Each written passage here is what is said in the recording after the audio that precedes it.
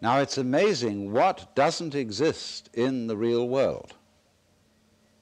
For example, in the real world, there aren't any things, nor are there any events. That doesn't mean to say that the real world is a perfectly featureless blank. It means that it is a marvelous system of wiggles in which we descry things and events in the same way as we would project images on a Rorschach blot or pick out particular groups of stars in the sky and call them constellations, as if they were separate groups of stars. Well, they're groups of stars in the mind's eye, in our system of concepts. They are not out there as constellations already grouped in the sky. So in the same way, the difference between myself and all the rest of the universe is nothing more than an idea. It is not a real difference. And meditation is the way in which we come to feel our basic inseparability from the whole universe. And what that requires is that we shut up. That is to say, that we become interiorly silent and cease from the interminable chatter that goes on inside our skulls. Because, you see, most of us think compulsively all the time. That is to say, we talk to ourselves. And I remember when I was a boy, we had a common saying, talking to yourself is the first sign of madness. Now, obviously, if I talk all the time, I don't hear what anyone else has to say.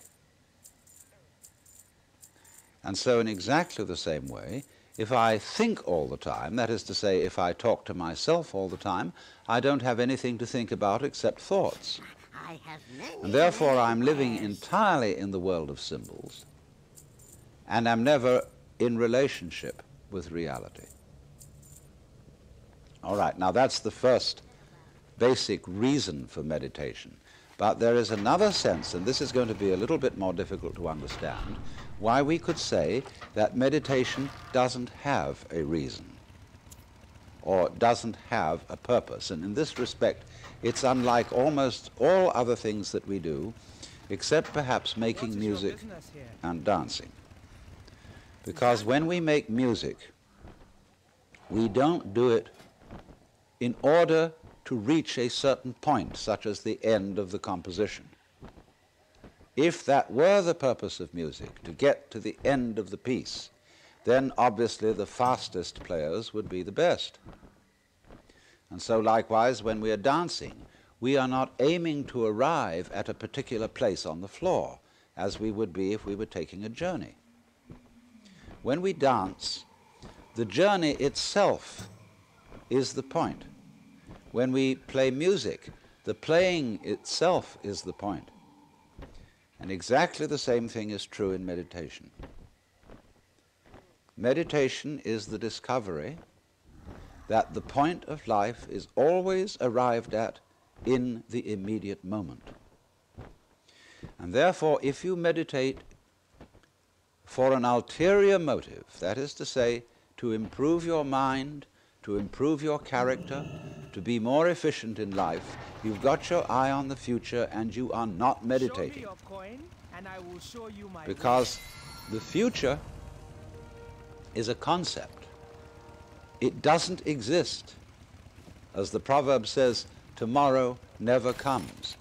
There is no such thing as tomorrow. There never will be, because time is always now. And that's one of the things we discover when we stop talking to ourselves and stop thinking. We find there is only a present, only an eternal now.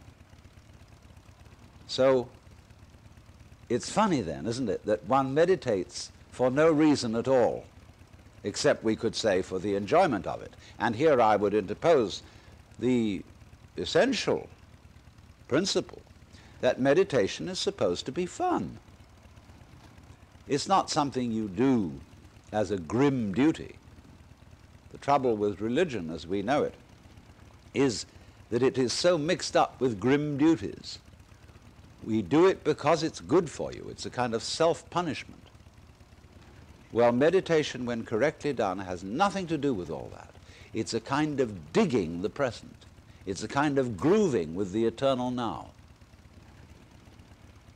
And brings us into a state of peace where we can understand that the point of life, the place where it's at, is simply here and now. The easiest way to get into the meditative state is to begin by listening. If you simply close your eyes and allow yourself to hear all the sounds that are going on around you, just listen to the general hum and buzz of the world as if you were listening to music. Don't try to identify the sounds you're hearing. Don't put names on them. Simply allow them to play with your eardrums. And I will show you my way. And let them go. In other words, you could put it, let your ears hear whatever they want to hear. Don't judge the sounds. There are no, as it were, proper sounds or improper sounds, and it doesn't matter if somebody coughs or sneezes or drops something. It's all just sound. And if I am talking to you right now and you're doing this, I want you to listen to the sound of my voice just as if it were noise. Don't try to make any sense out of what I'm saying, because your brain will take care of that automatically. You don't have to try to understand anything. Just listen to the sound. As you pursue that experiment, you will very naturally find that you can't help naming sounds, identifying them, that you will go on thinking, that is to say, talking to yourself inside your head automatically.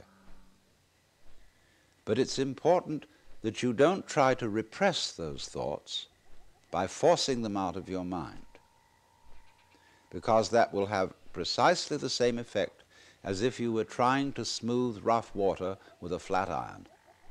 You're just going to disturb it all the more. What you do is this.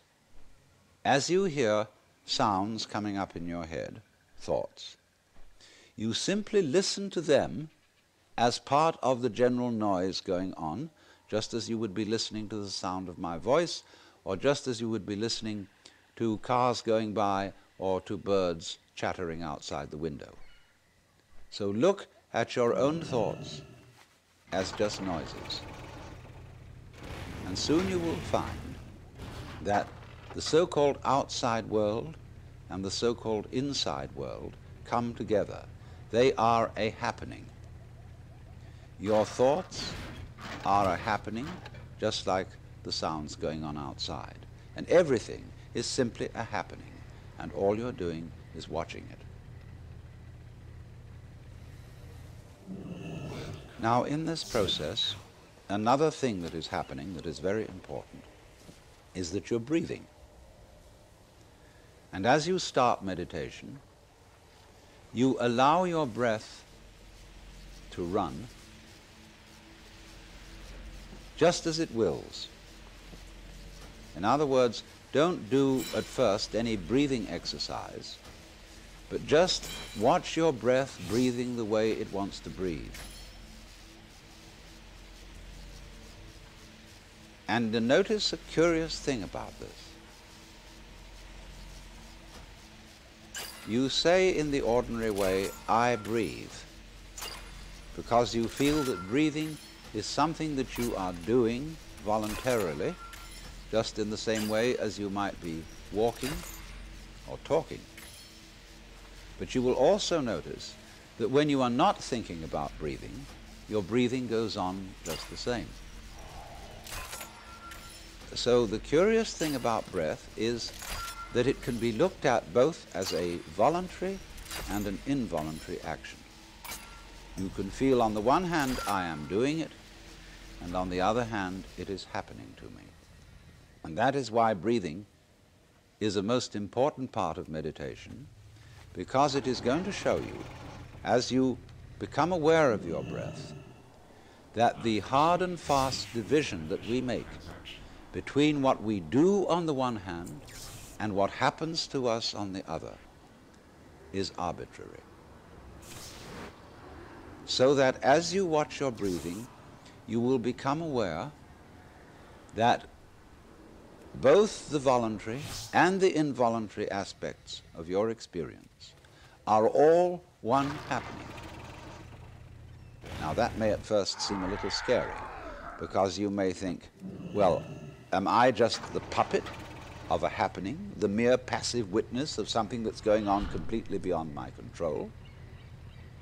Or on the other hand, am I really doing everything that's going along? Well, if I were, I should be God. And that would be very embarrassing, because I would be in charge of everything. That would be a terribly responsible position. Get moving! The truth of the matter, as you will see it, is that both things are true. You can see it that everything is happening to you, and on the other hand, you're doing everything. For example, it's your eyes that are turning the sun into light. It's the nerve ends in your skin that are turning electric vibrations in the air into heat and temperature. It's your eardrums that are turning vibrations in the air into sound, and in that way you are creating the world. But when we're not talking about it, when we're not philosophizing about it, then there is just this happening, this, and we won't give it a name.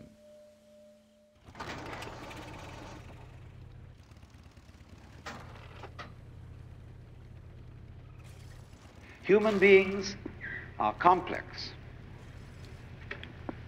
We don't know ourselves at all, really. Consider your nervous system. Neurologists haven't even begun to figure it out.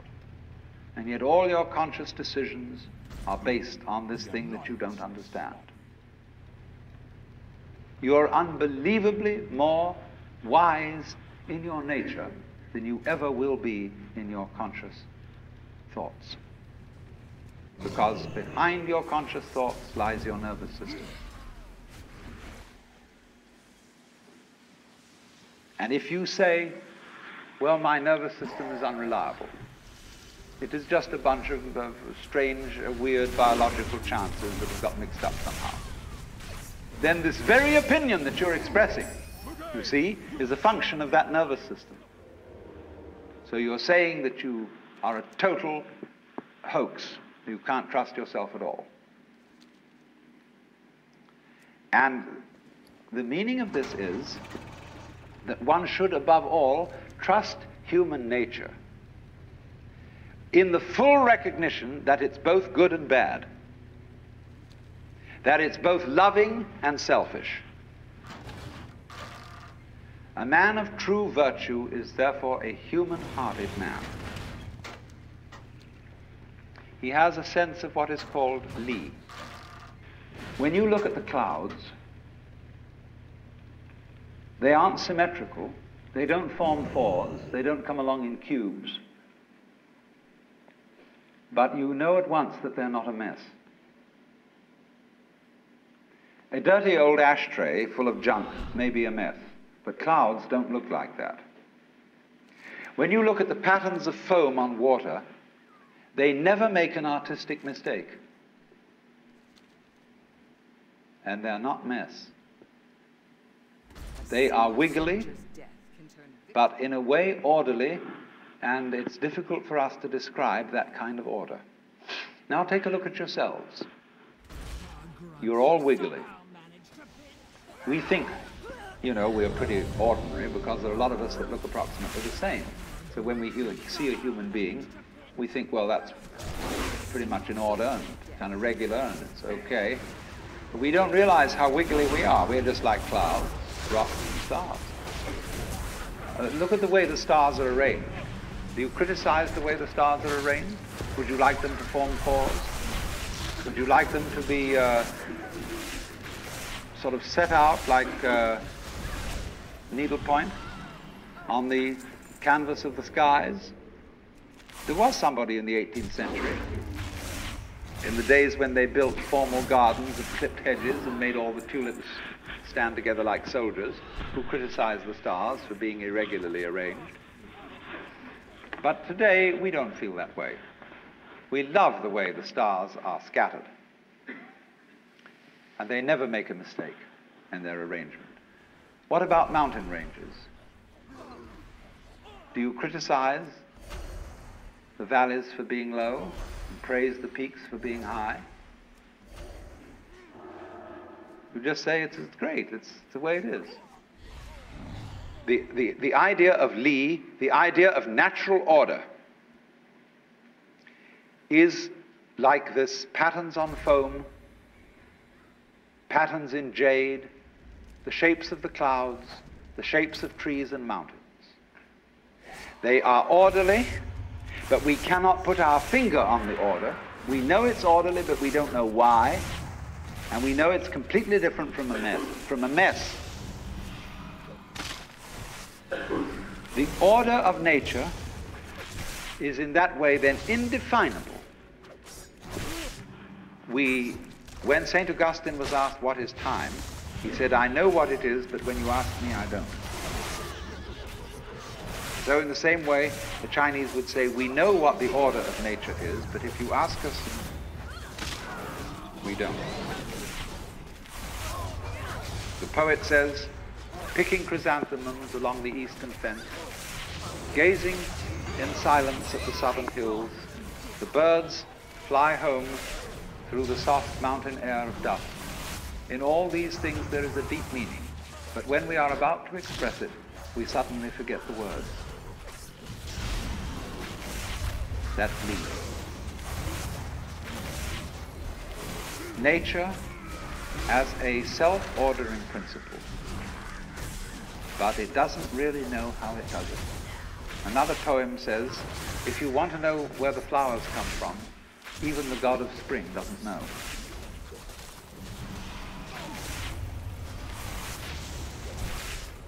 This is a very remarkable attitude to nature.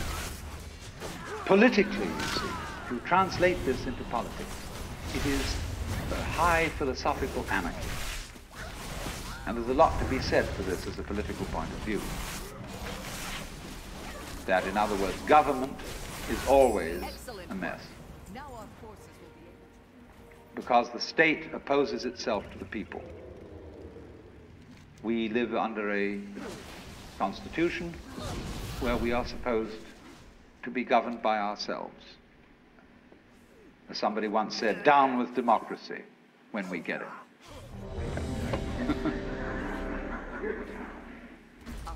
Because the state always, the government always creates itself as a business in competition with all the other businesses. And it wins, because it's the biggest one of the bunch.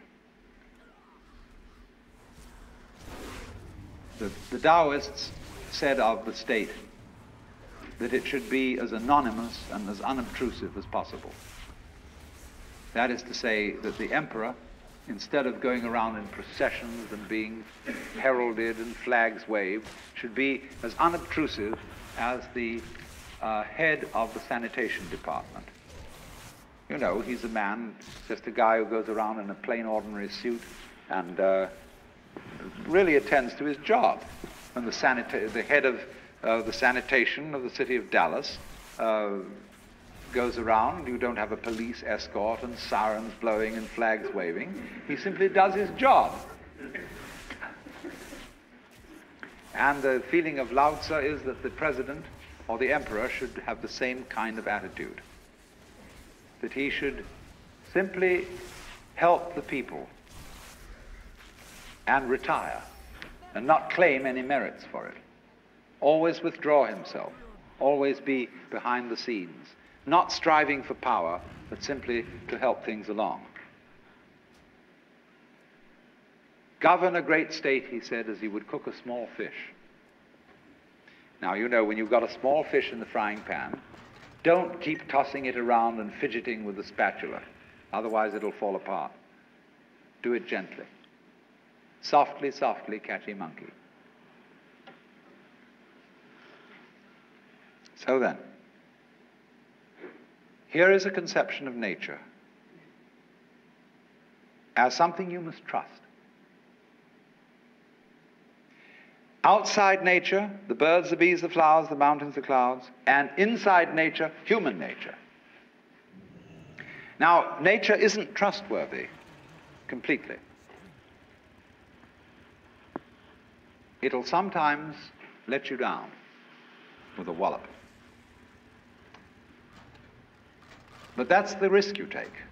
That's the risk of life. What's the alternative? I do not trust nature at all. It's got to be watched. Do you know what that leads to? It leads to 1984 and Big Brother. It leads to the totalitarian state where everybody is his brother's policeman, and where everybody is watching everybody else to report them to the authorities, where you can't trust your own motivation, where you have to have a psychoanalyst in charge of you all the time to be sure that you don't think dangerous thoughts or peculiar thoughts. And you report all peculiar thoughts to your analyst, and your analyst keeps a record of them and reports them to the government. And everybody is busy keeping records of everything. It's much more important to record what happens than what happens. This is already eating us up. It's much more important that you have your books right than that you conduct your business in a good way. In universities, it's much more important that the registrar's records be in order than that the library be well stocked. After all, do you know your grades are all locked up in safes, and they're protected from thievery and pilfering, and they're the most valuable property that the university has.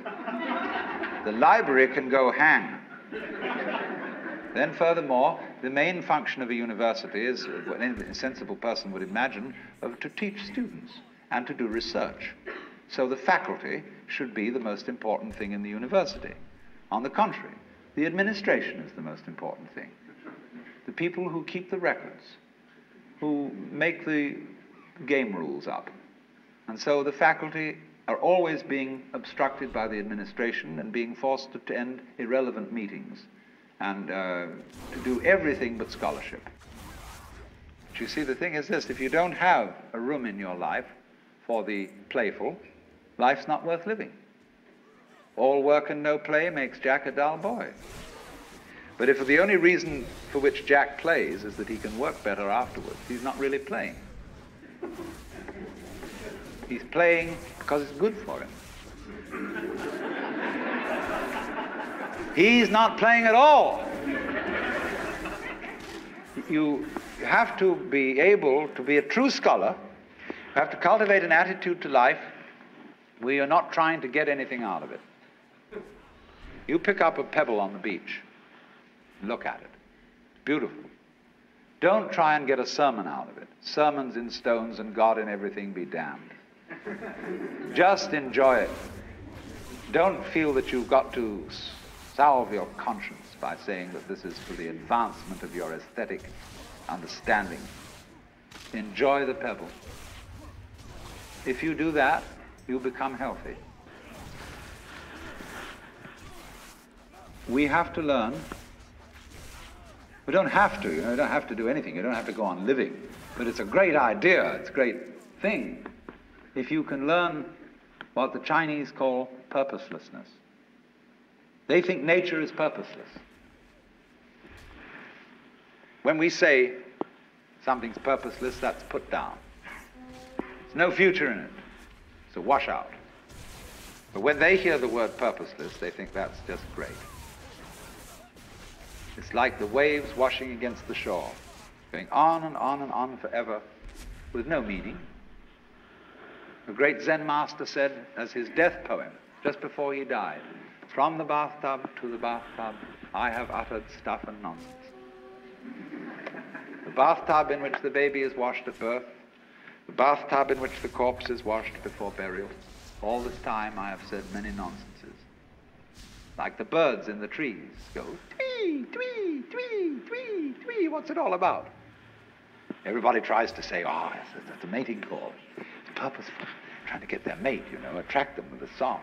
That's why they have colors. Butterflies have eyes on them. Self-protection. Engineering view of the universe. Why do that? They say, well, it's because they need to survive. Oh, why survive? What's that for? Well, to survive. See, human beings are really a lot of tubes. And all living creatures are just tubes. And these tubes have to put things in at one end and let it out at the other. Then they get clever about it and they develop nerve ganglia on one end of the tube, the eating end, called a head. And it's got eyes in it, it's got ears in it, it's got little organs, antenna and things like this, and that helps you to find things to put in one end so that you can let them out the other. Well, while you're doing this, you see the stuff going through wears the tube out. And so that the show can go on, the tubes have complicated ways of making other tubes who will go on doing the same thing, in at one end, out the other. And they say, well, that's terribly serious. That's awfully important. We've got to keep on doing this.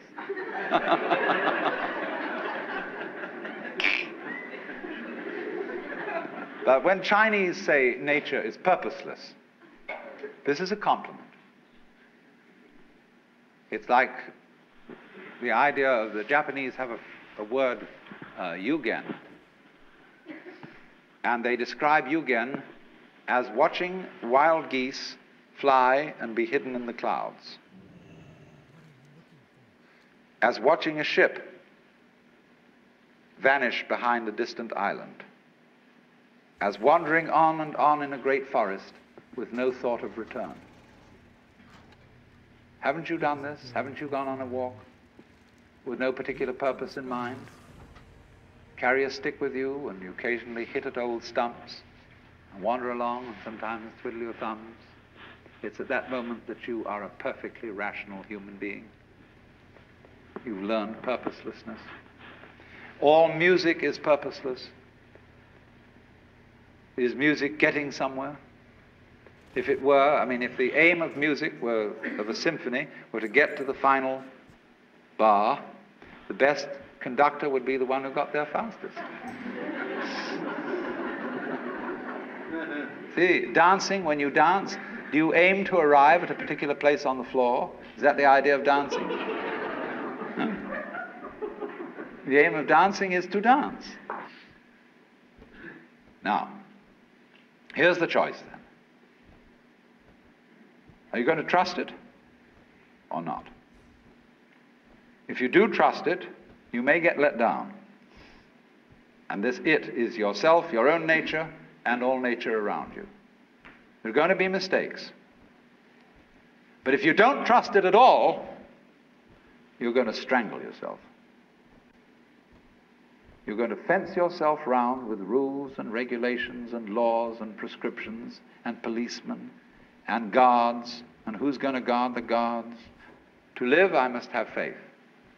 I must trust myself to the totally unknown. I must trust myself to a nature which doesn't have a boss, because a boss is a system of mistrust.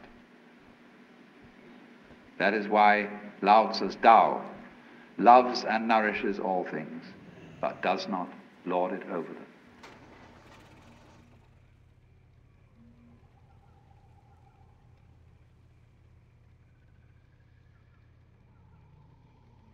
Hello, my name is Magnus Walker and I was born in 1967 in Sheffield, England. I left school at 15 and I came to America at the age of 19. Well, 8 weeks ago, I didn't know what a TED Talk was, and to be honest, I'm not quite sure why I'm here today. But I do appreciate the opportunity to be with you guys and share my story, my journey, and my hopes and my dreams. You know, having left school at 15, you know, for me, I didn't really have any future. Well, I came to America 28 years ago, and that represented the land of opportunity for me. And in those past 28 years, I've been able to build three things: a successful clothing company, a film location business, and also restored, raced, driven, and collected quite a lot of classic Porsches. Now, Porsche is a passion for me, and I'll talk about that in detail in a little bit. But all three of those things share one common bond. I had no education in them. I didn't really think I was going to end up in that particular field. I didn't really know where I was going. But all three of those things have a common thread, a common bond. And that common bond for me really was freedom. Freedom to do whatever I wanted to do, and a dream sort of to be able to, I suppose, live my life to the fullest and do whatever I wanted to do. So coming to America really was a journey. And I'll start my journey in 1977. 1977 in England was sort of a special year. We had this punk rock thing going on, and we also had this World Jubilee thing going on. But for me, it was the start of a very memorable moment. My father took me to the London Earls Court Motor Show in 1977, and back then I fell in love with this car. It was a white Martini Porsche. Now, any kid growing up anywhere in the world in the late 70s, early 80s, chances are you probably had a choice of three cars on your wall: Porsche Turbo, Ferrari Boxer, or Lamborghini Countach. For some reason, I chose Porsche. I even wrote a letter to Porsche when I was 10 years old and essentially said to them, hey, I want to design for Porsche. And they wrote back to me and said, well, call us when you're a little bit older, which I thought was pretty funny, and they sent me a sales brochure, and 35 years later, they'd end up writing me a letter back, but I'll get to that story a little bit later on. So I'm this young kid growing up in Sheffield. Sheffield's a grim northern steel town, as shown by this picture right here. You know, and there wasn't necessarily many Porsches on the road, so I filed that dream away. I had the poster on the wall, and I was watching motorsports as a kid. Also in 1977, England had James Hunt. He was a Formula One world champion. And we also had Barry Sheene. He was a two-wheel MotoGP champion back then. So even though I didn't grow up with any sort of fancy cars, my father was a salesman, I grew up in a working class background, I did have this dream early on. And somehow this dream involved Porsche.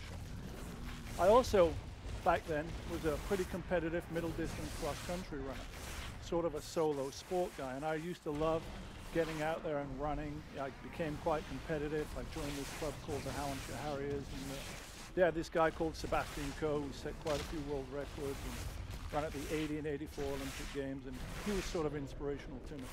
Around that same time, I also fell in love with something called heavy metal music. Now, growing up in Sheffield, there were a lot of rock bands. You know, it may have been sort of a slightly depressed, grim northern city, but there was a lot of music and a lot of fun. So, fell in love with Porsche, doing some middle distance cross-country running, fell in love with heavy metal music, and I decided at the end of the 5th year I would leave school. I left school in 1982, basically with 2 O-levels and no real future. By that time, I'd also figured out I could go drink in a pub. So for some reason, that was great for going to clubs and having fun, but wasn't so good for being a middle distance cross-country runner and an athlete. So that sort of faded away. But there was a little thing that stuck with me, was the passion and sort of the drive. And I think to this day, those memorable moments earlier on are still with me. I'm still running around, I'm still chasing around, and I'm still running after my goal. So I bummed around on the dole for a little bit, doing odd jobs and stuff like that. And I started to hear this comment quite a lot: cut your hair and get a real job. Well, I was on the dole, working construction, living at home, no car, taking the bus places. And for a year or two, that was okay. By the time I turned 17, though, I decided, okay, I'm not going to cut my hair, but maybe I should think about getting a job. So I actually took a year-long leisure and recreation study course, sports management, at a college. And I heard about this thing called Camp America. Well, what was Camp America? I didn't know, but apparently Camp America sent kids to work on a summer camp in the United States of America. Now, growing up as a kid, of course, I watched a lot of American TV. Most of the shows I loved centered around action and cars: Starsky and Hutch, Dukes of Hazzard, Chip. So I had this American dream. It involved Evel Knievel, and Anyway, long story short, I took this leap of faith and I applied to Camp America. It was a little bit of a strange feeling, and I've had these strange feelings in the past, and somehow when my gut tells me to do something, generally it's a good thing, hence go on your gut feeling. So by pure luck, I suppose, I was accepted into Camp America, got on a flight to New York, took a Trailways bus from New York, that's the bus I took, to Detroit. Now Detroit was great. It was sort of similar to Sheffield, former industrial city, also happened to be the sort of automotive hub of the United States.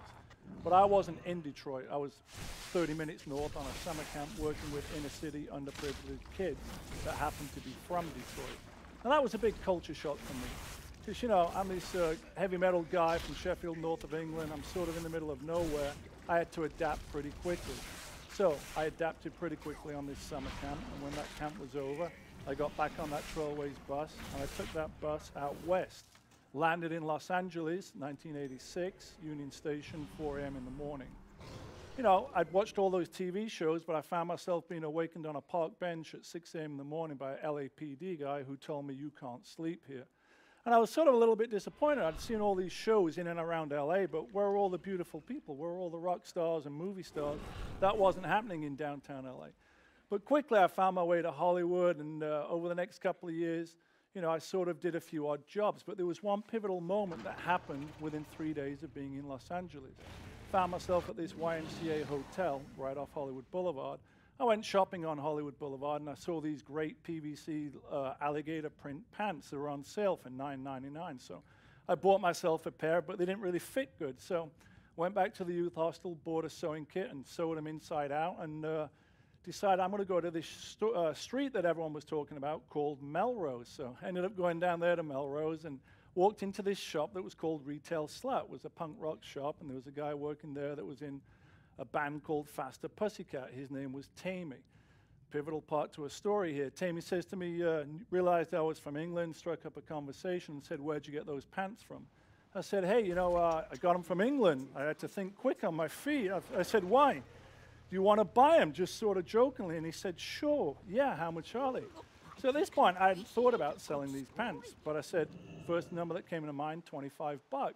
He said, "Okay, I'll take 8 pairs. So I ran right up to Hollywood Boulevard, bought 8 pairs of pants, went back down, sold them to him, $15 profit per pant. I realized in that 1 hour transaction, I'd made more straight away in literally within being in LA for 3 days than I'd made in a whole week working construction in England. So I thought, oh, maybe LA's the place for me. Seems pretty easy. They speak English, a lot of rock and roll. It was Guns N' Roses, Motley Crue. It was a great time over the next few years. Fast forward to 1989, I'm selling secondhand clothing on the boardwalk in Venice, going to yard sales, buying old Levi's, cowboy boots, Western shirts. I'm in the clothing industry now. Venice Beach back then was a major tourist attraction, a lot of European people coming through. And little by little, this grew into a business which became known as Serious Clothing, and we ended up outfitting everyone from Alice Cooper to Madonna and everyone in between. We started wholesaling a small chain called Hot Topic. Back then, Hot Topic had 5 stores and would grow to over 500 stores. So we sort of went from making a little amount of clothing to making thousands of pieces of clothing. Well, in 1994, we realized being in Venice wasn't so easy for a clothing company. We moved downtown and rented a loft and a warehouse for the next 6 years. Serious Clothing then started doing a lot of music videos and also a lot of outfits for magazines, and stylists were calling all the time. Serious Clothing had its own unique style. We took fabrics that were not necessarily garment fabrics. We used some car seat fabrics and made them into jackets and things like that. Non-conventional materials, thinking outside the box, and basically doing what we like to wear.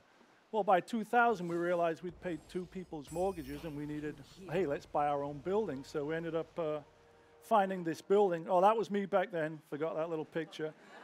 So that was me pre-beard. That's sort of circa 1994. Serious was one of the top 10 clothing companies to watch. So anyway, 2000, my wife Karen found this building in the Arts District. People said, "You're crazy. No one wants to be there." Former desolate industrial area. Well, long story short, we took another leap of faith. It felt good in our gut feeling. Why are we paying 2 people's mortgages when we could own our own building?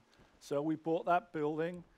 About a year later, right after 9/11, in 2001, there was an article in the LA Times about loft gentrification. We got a phone call, would we be interested in renting the building for a music video? bang, before you know it, we're in the film location business. Well, hey, we've been filming since 2001, over 100 days a year, doing things from low-budget still shoots to big-budget movies, and over a dozen reality shows like America's Next Top Model. So we've met a lot of interesting people, but we didn't plan to build a film location. We were building our dream live-work house where we lived upstairs and operated our clothing company out of downstairs. So we'd accidentally fallen into another somewhat lucrative business. This is LA, it's a movie town. We've met quite a lot of interesting people. They always say, how did you get here? Well, we tell them we followed our gut feeling. So remember that little story as a 10-year-old when I fell in love with Porsche. So, fell in love with Porsche as a 10-year-old. I didn't buy my first Porsche till 1992. Series clothing had become quite successful, and from 92 to 2000, I was racing around getting quite a lot of speeding tickets. 2001, I took my aggressive street driving to the track and joined the Porsche Owners Club. I went through their program, learned how to do cup racing, instructing, and for the next 5 years was doing 50 track days a year. Turn around to probably 2008, 2009, I'd spent a lot of money racing and decided, okay, my next passion, I love these cars.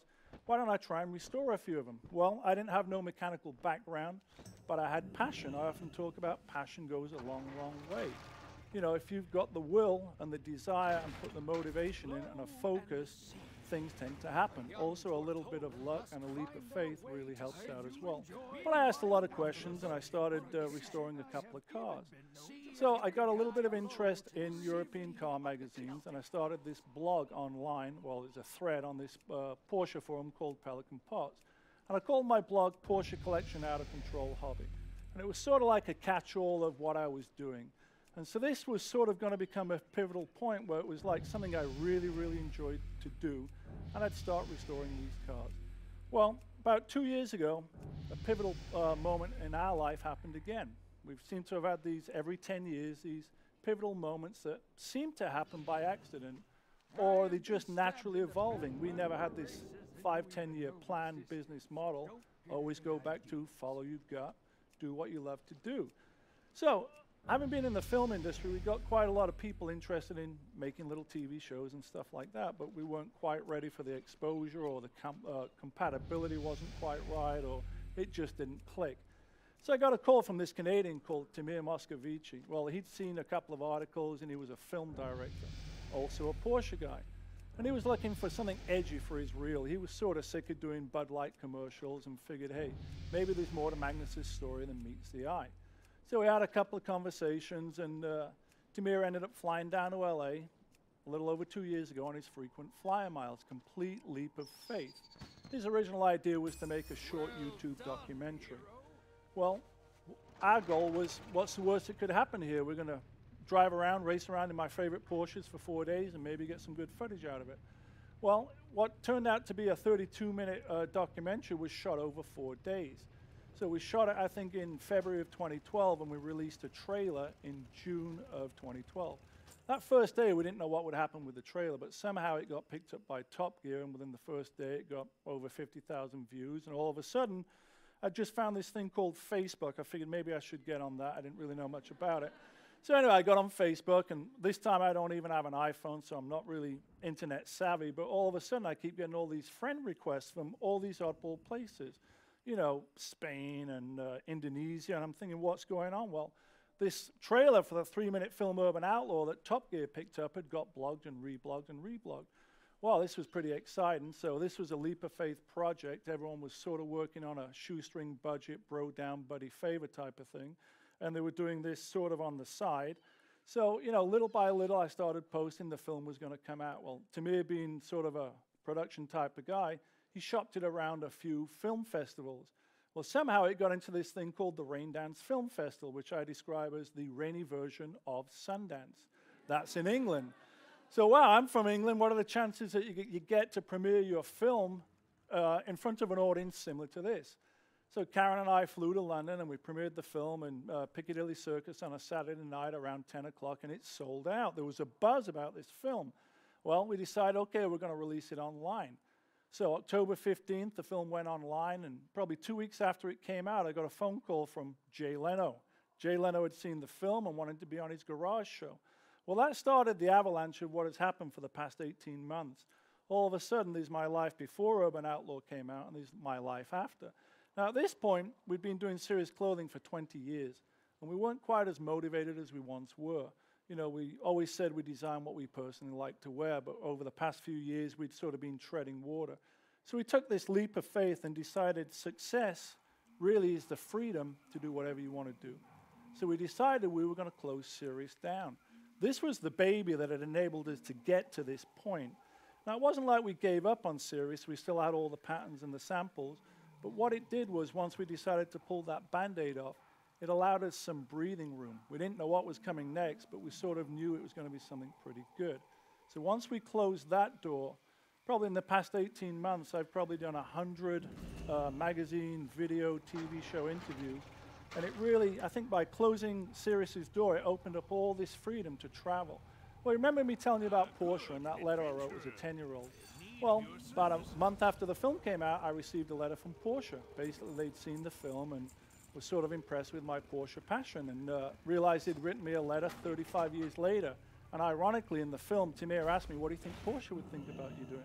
I said, I don't know, but I hope they'd be smiling and I hope they'd be happy. So Porsche wrote me a second letter. I wish I still had the first one, but I do have the second one.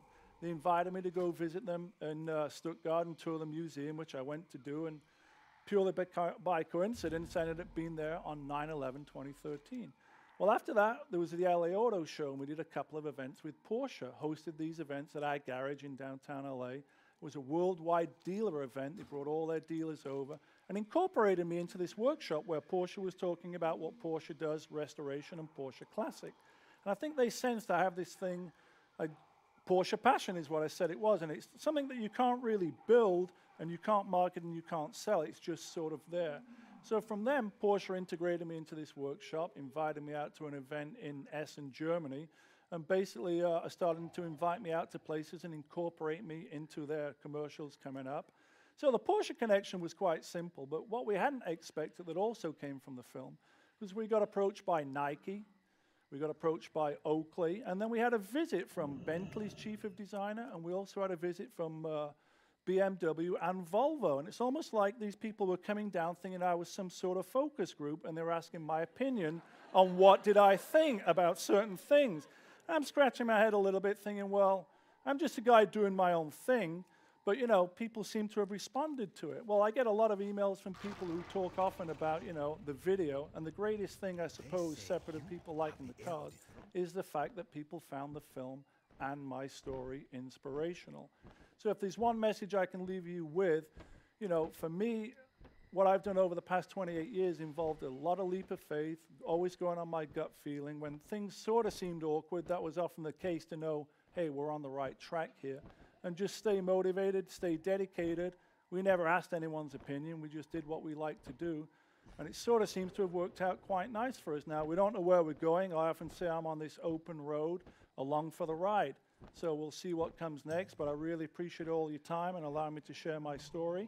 And cheers and all the best.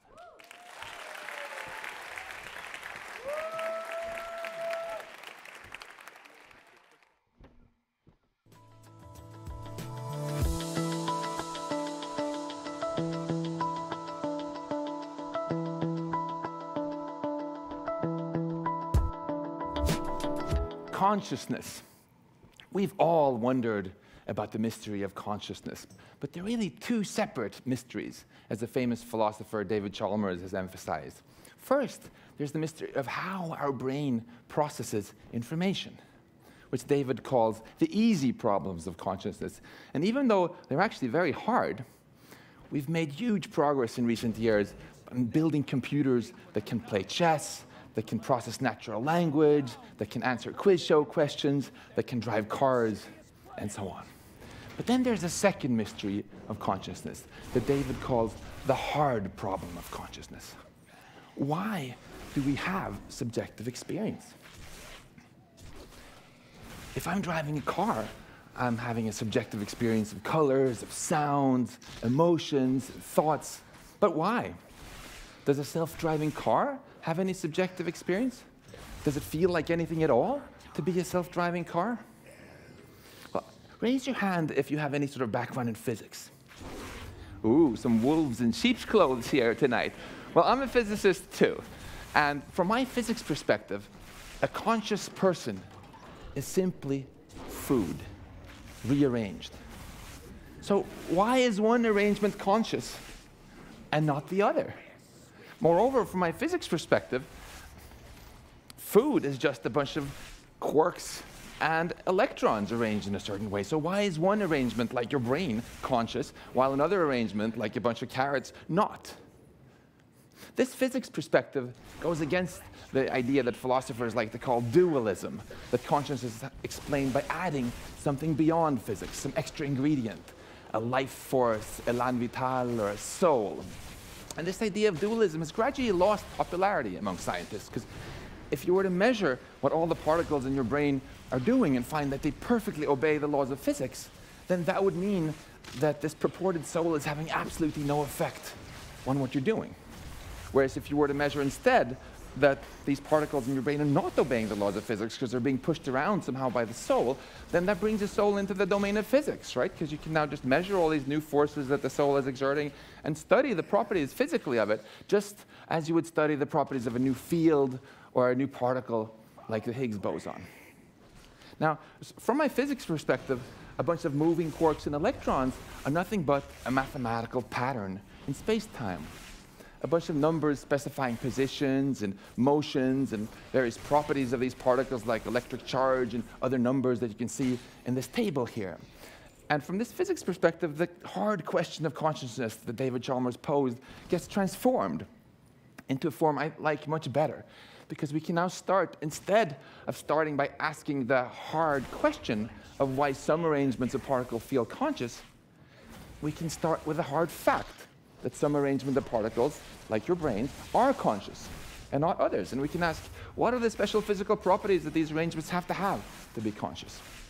Neuroscientists have had a lot of progress recently, including right here, in figuring out what subjective experiences correspond to different neuron firing patterns in your brain, which they call neural correlates of consciousness.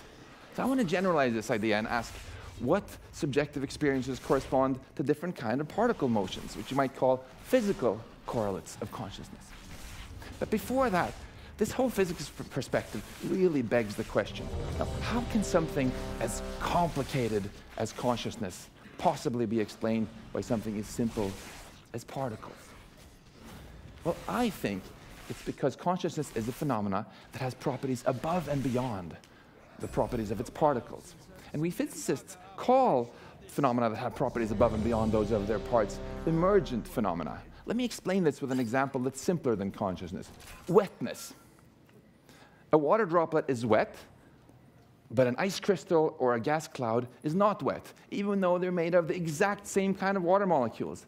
So it's not the molecules, not the particles that make the difference, it's the pattern into which they are arranged. So it makes no sense whatsoever to argue about whether a single water molecule is wet or not, because the phenomena of wetness only emerges when you take a vast number of water molecules and you arrange them in this special pattern that we call liquid. So solids, liquids, and gases are all emergent phenomena in that they have properties above and beyond those of their particles. They have properties that the particles don't have. Now, I think that just like solids, liquids, and gases, consciousness too is an emergent phenomenon. Because if I drift off into sleep and my consciousness goes away, I'm still made out of the exact same particles. The only thing that changed is the pattern into which my particles were arranged. And if I were to freeze to death, then my consciousness would definitely go away, but I would still consist of exactly the same particles. It's just that they were now rearranged in a, for me, rather unfortunate pattern. So we physicists love studying what happens when you take a lot of particles and you put them together in different patterns. And we love to study what properties emerge, and often these properties are numbers that we can just go out and measure, like how viscous something is, how compressible it is, and so on. And we can use these to classify stuff. For example, if some stuff is very viscous, so it's rigid, we call it a solid, otherwise we call it a fluid. If a fluid is really hard to compress, we call it a liquid, Otherwise, we call it a gas or a plasma, depending on how it conducts electricity. So could there be some other number like this that quantifies consciousness?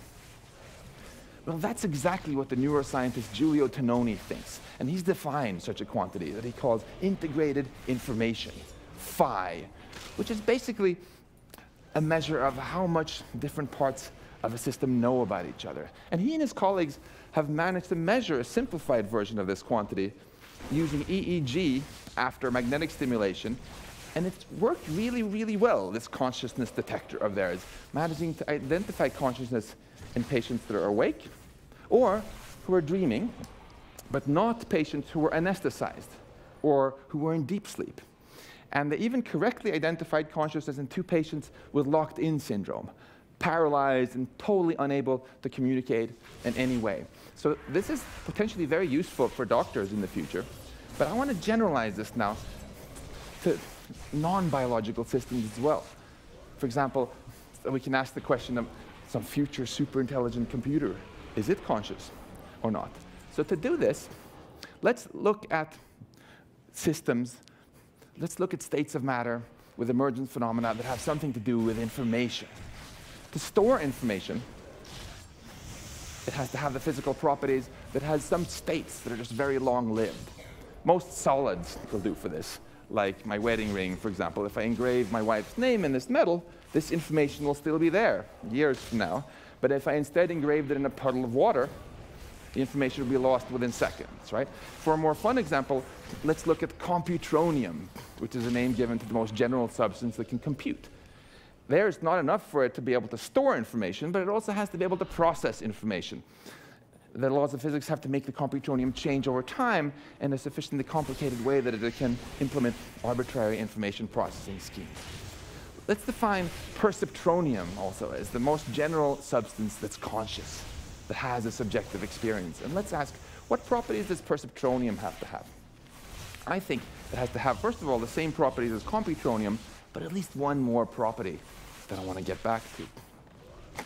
But first, we just have to ask ourselves, how can something as physical as a bunch of moving particles possibly feel as non-physical as our consciousness? Well, I think it's because our consciousness is a phenomenon that doesn't only have properties above and beyond those of its parts, but also has properties that are rather independent of its parts, independent of its substrate, independent of the stuff that it's made of.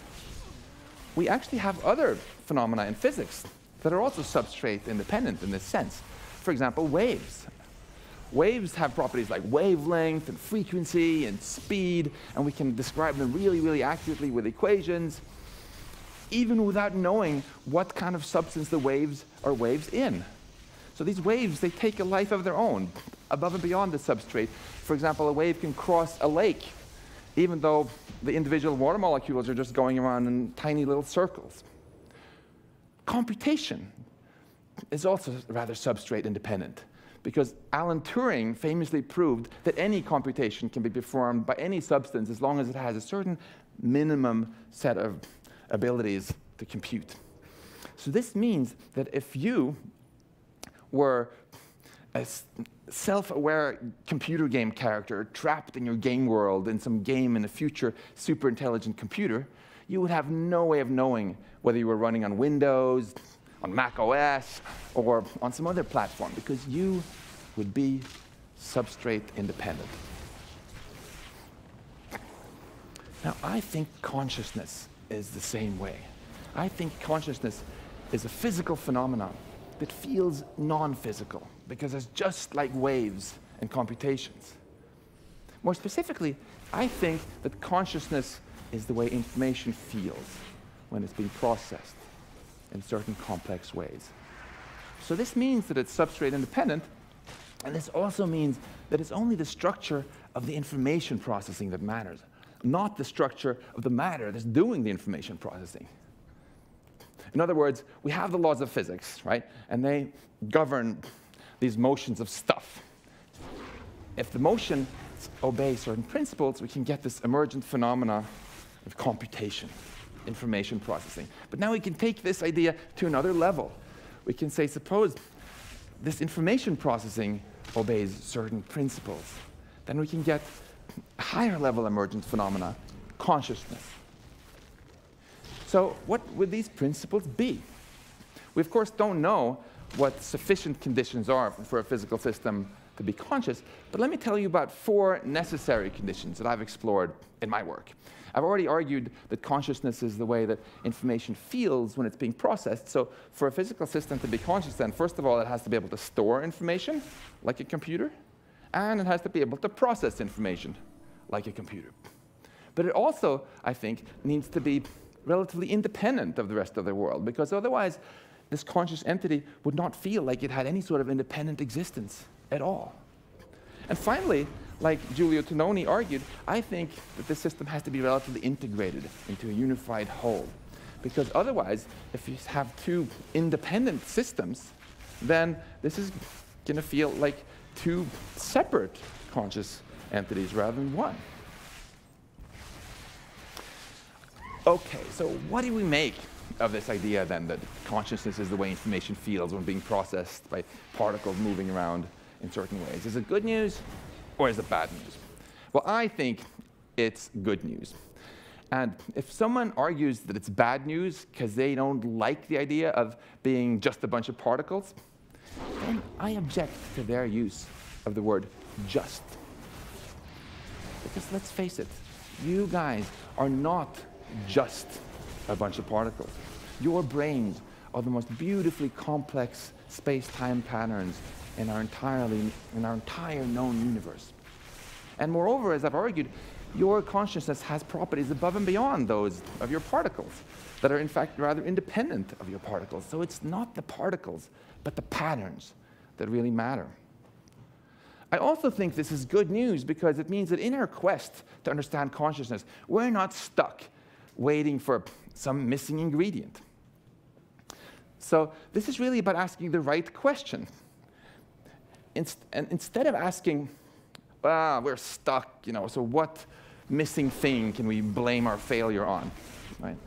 Let's instead ask the question, might it be, despite how it all seems, that we already have all the ingredients we need to solve our problem? I think this question is actually a very powerful one, both in science and in our everyday lives. And I hope you'll try it out yourselves.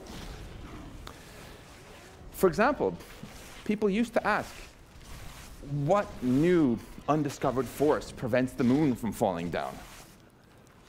Nothing, Isaac Newton came along and said. The moon obeys the same laws of physics, he said, as everything else. And this bold idea, of course, revolutionized modern science. Then you can ask, what is it that breathes life into a clump of atoms and makes it alive?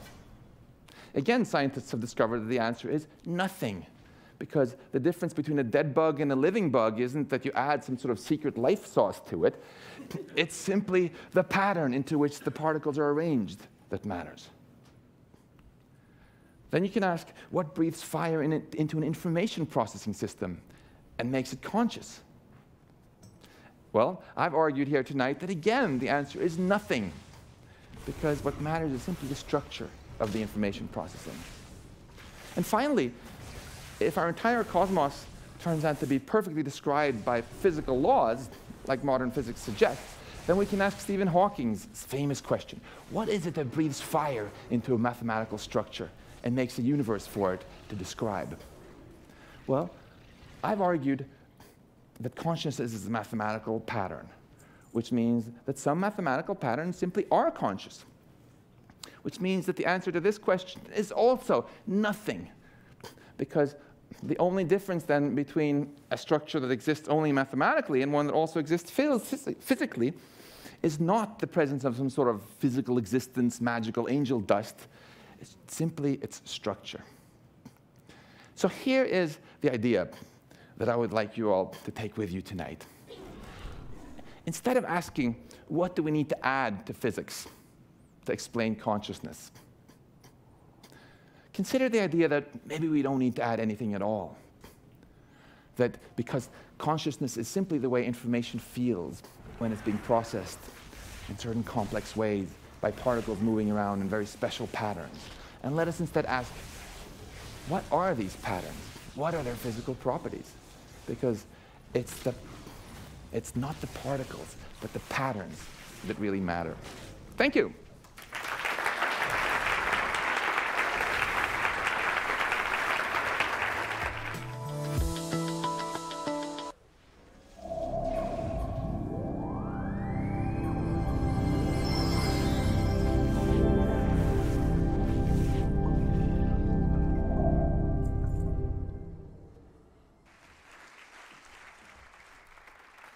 Hi, my name is Phil Sanderson, and I'm going to talk today about my philosophy on fasting.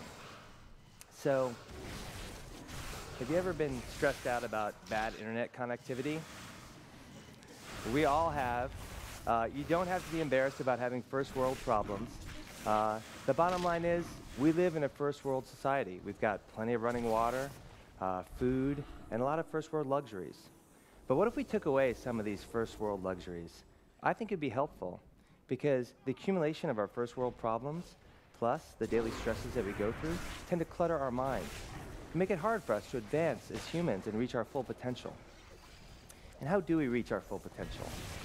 Well, Maslow outlined these needs, the 5 hierarchy of needs in the 1940s, which need to be completed sequentially in order to achieve self-actualization, or our true potential. So the first level of needs is physiological. First, we need food, water, air, shelter, so forth.